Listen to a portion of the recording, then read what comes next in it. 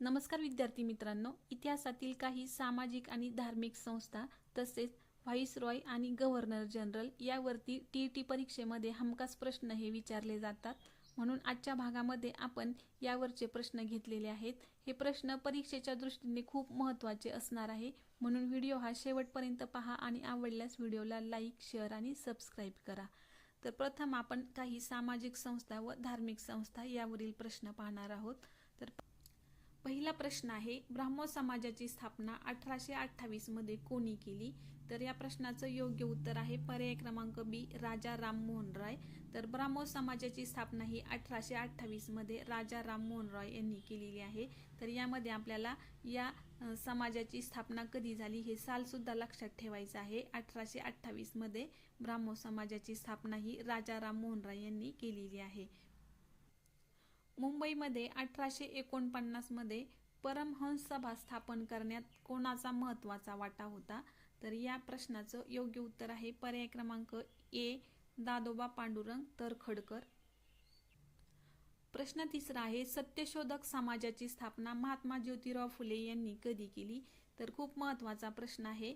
तर या प्रश्नाचं उत्तर आहे पर्याय क्रमांक 1, 24 सप्टेंबर 1873 रोजी सत्यशोधक समाजाची स्थापना ही महात्मा ज्योतिराव फुले यांनी केलेली आहे. तर हा प्रश्न खूप परीक्षांमध्ये खूप वेळा विचारला गेलेला आहे, म्हणून महत्त्वाचा प्रश्न आहे. प्रश्न चौथा आहे, वेदांकडे परत चला ही घोषणा खालीलपैकी कोणत्या संस्थेने दिलेली आहे?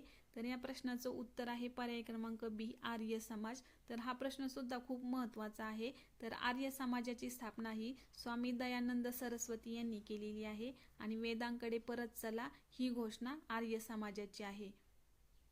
प्रश्न पाचवा आहे, डॉक्टर आत्माराम पांडुरंग यांनी 1867 मध्ये मुंबईत कोणत्या संस्थेची स्थापना केली?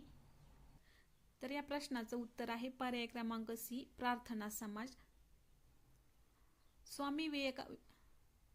स्वामी विवेकानंद यांनी आपल्या गुरूंच्या स्मृतिप्रित्यर्थ 1897 मध्ये कोणती संस्था स्थापन केली? तर या प्रश्नाचं योग्य उत्तर आहे पर्याय क्रमांक ए, रामकृष्ण मिशन. तर स्वामी विवेकानंद यांनी रामकृष्ण मिशनची स्थापना ही 1897 मध्ये केली होती. थिओसॉफिकल सोसायटीचे भारतात मुख्य कार्यालय चेन्नई जवळील अड्यार येथे कधी सुरू झाले? तर या प्रश्नाचं योग्य उत्तर आहे पर्याय क्रमांक 2, 1882 मध्ये भारतामध्ये मुख्य कार्यालय चेन्नई जवळील अड्यार येथे सुरू झालं थिओसॉफिकल सोसायटी. पंडिता रमाबाई यांनी विद्वान महिलांच्या शिक्षणासाठी मुंबईत कोणती संस्था काढली होती? तर या प्रश्नाचं उत्तर आहे पर्याय क्रमांक 1, शारदा सदन.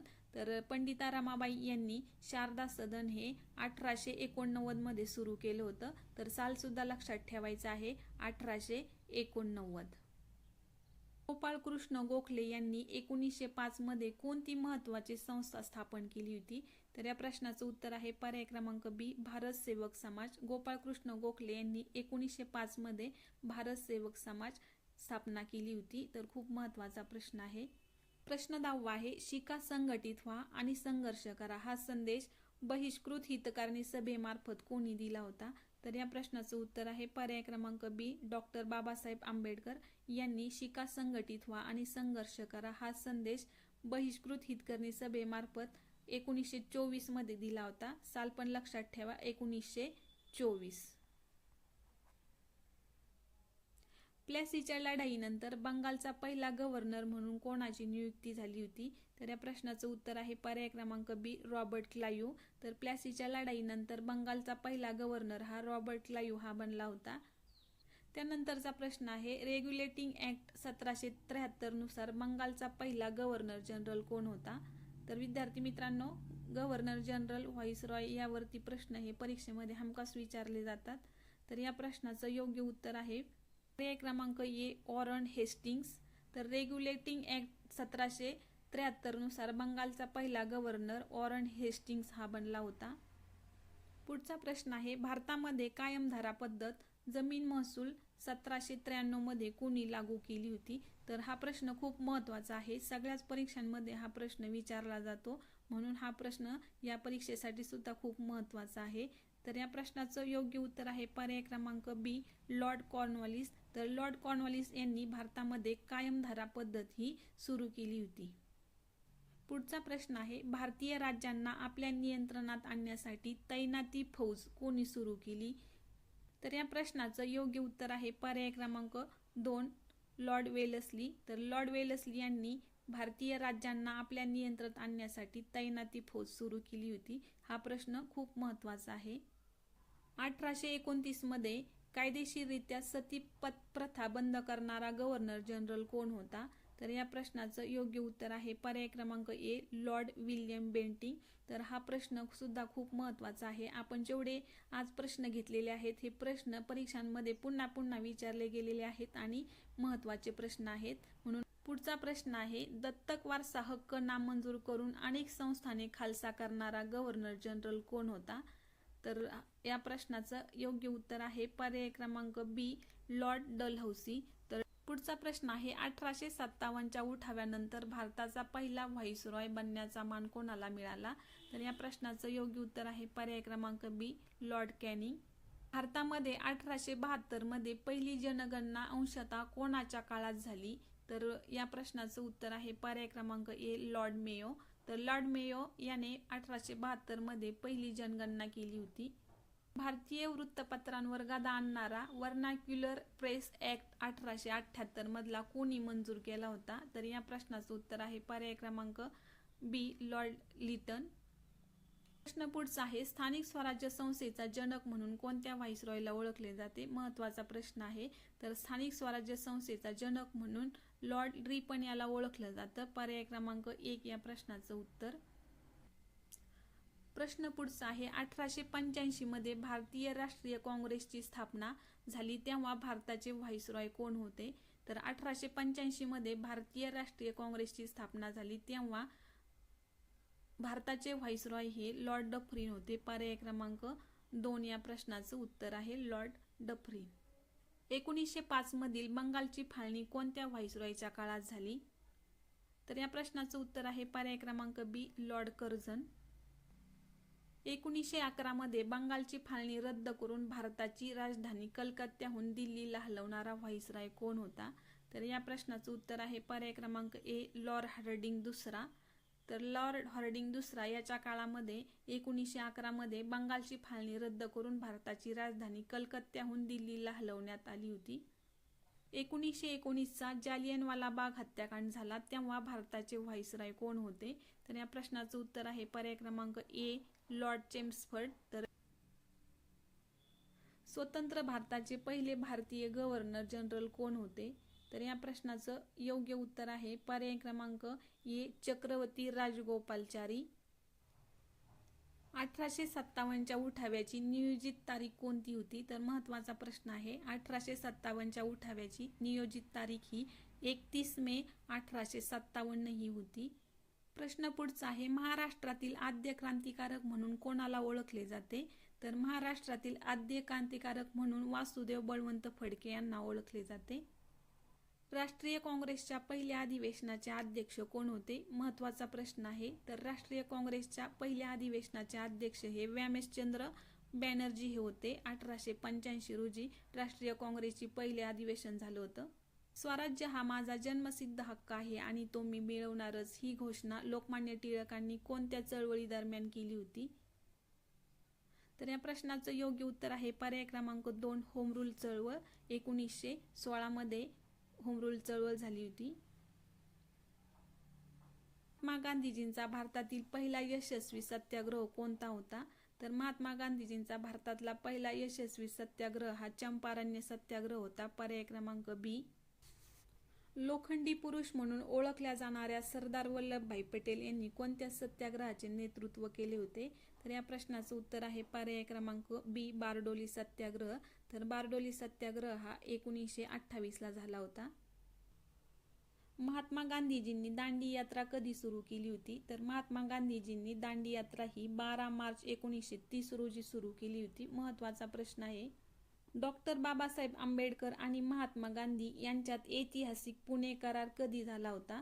तर हा प्रश्न पण खूप महत्त्वाचा आहे. यामध्ये महात्मा गांधी आणि आंबेडकर यांमध्ये कोणता करार झालेला आहे? तर या असाही प्रश्न विचारला जाऊ शकतो. तर आता इथे आपल्याला साल विचारलेला आहे. प्रश्नाचं उत्तर आहे पर्याय क्रमांक C, 1932. 32.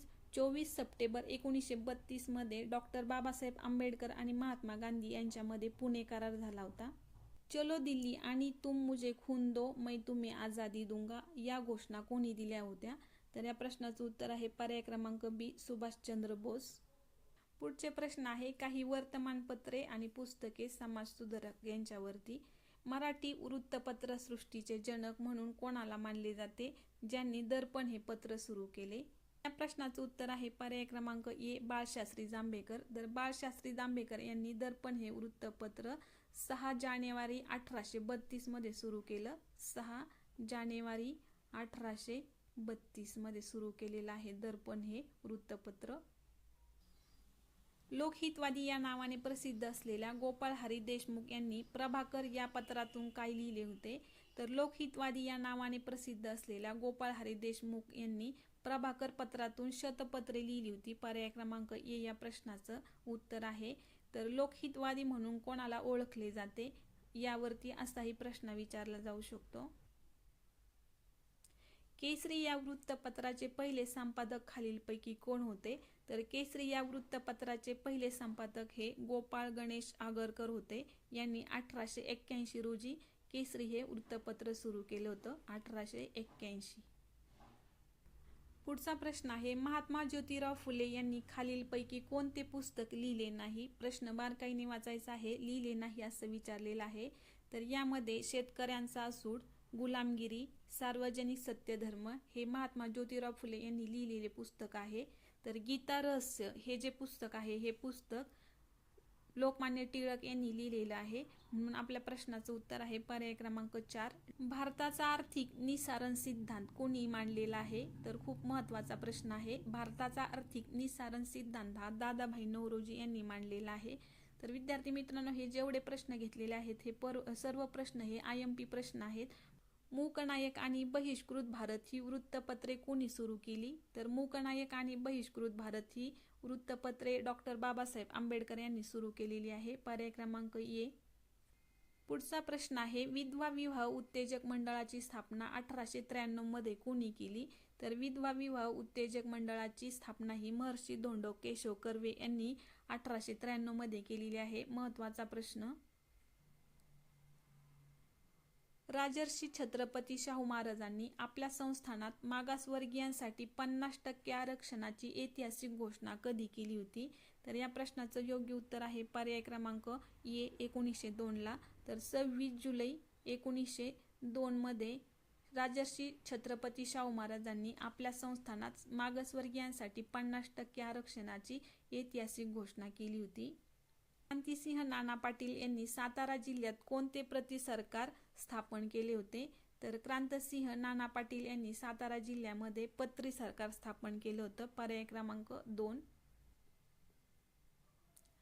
Grand old man of India भारताचे पितामह म्हणून कोणाला ओळखले जाते? महत्त्वाचा प्रश्न आहे. खूप परीक्षांमध्ये विचारला गेलेला हा प्रश्न आहे. तर या प्रश्नाचं योग्य उत्तर आहे पर्याय क्रमांक ए, दादाभाई नौरोजी. तर दादाभाई नौरोजी यांना भारताचे पितामह म्हणून ओळखले जाते. 1857च्या उठाव्यात कानपूर येथील कोणी नेतृत्व केले होते? तर 1857च्या उठाव्यामध्ये कानपूर येथे नानासाहेब पेशवे यांनी नेतृत्व केलेलं होतं. पर्याय क्रमांक ए. ब्रिटिश पार्लमेंटमध्ये निवडून आलेले पहिले भारतीय खासदार कोण होते?